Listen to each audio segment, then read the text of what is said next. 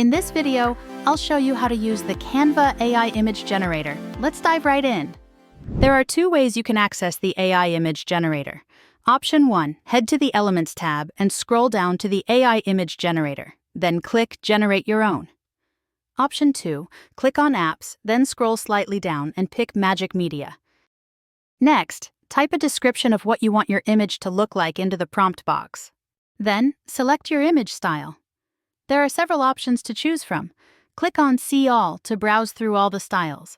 Now, click on the style you want to apply to your image. Finally, select the aspect ratio and click Generate Image. The AI generates 4 images for you. To add one of the images to your design, simply click on it. If you're not happy with your images, hit the Generate Again button. By the way, if you're looking for more ideas, you can use the Inspire Me button. It generates prompt ideas to help you get started. To find your previously generated images, go to Projects and select Images. If you're a Canva Pro user, you get 500 credits per month. Canva Free users get 50 one-time credits. Thanks for watching and happy creating!